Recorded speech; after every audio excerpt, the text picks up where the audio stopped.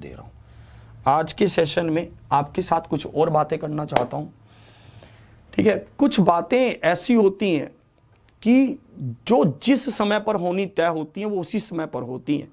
हम कभी कभी बहुत विचलित हो जाते हैं कि यार मैं इतना पढ़ रहा हूँ, इतना स्ट्रगल कर रहा हूँ, पेपर नहीं हो रहा, पेपर नहीं हो रहा, पेपर नहीं हो रहा, कब होगा? जब पेपर होने के टाइम आता है तो हम थोड़े थोड़े घबराकर पीछे हटने लगते हैं कि अब मुझसे नहीं हो पाएगा, अब मैं थक चुका हूँ। मैं आपको ये बता देना चाहता हूँ कि जो बातें होंगी वो अपने समय पर होंगी, पर पहुंचेंगे आप ही चलकर वहां तक। ये सत्य है, आप खुद वहां जाकर पहुंचेंगे। इस बात को आप बिल्कुल तय रखें अपने मन में कि मंजिल तक आप पहुंचेंगे जरूर, पर चलेंगे भी आप खुद ही, चाहे आपके पैरों में छाले ही क्यों ना पड़ जाएं।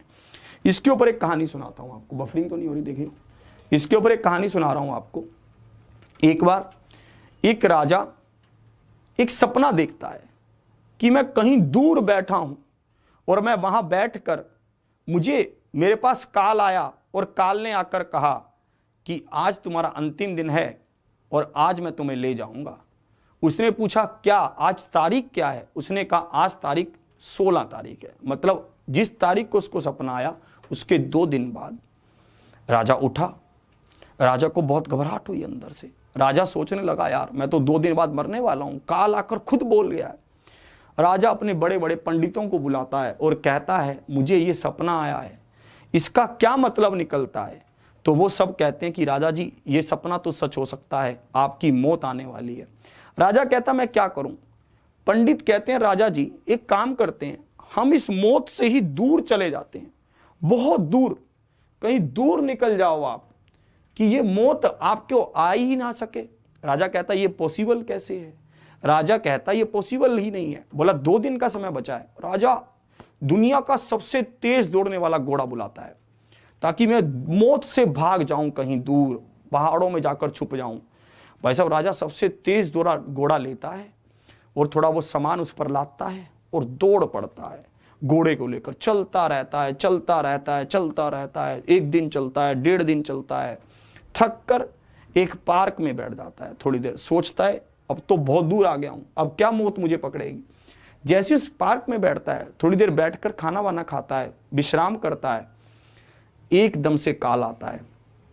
काल कहता है आप अपनी जगह पर सही समय पर पहुंच गए हैं।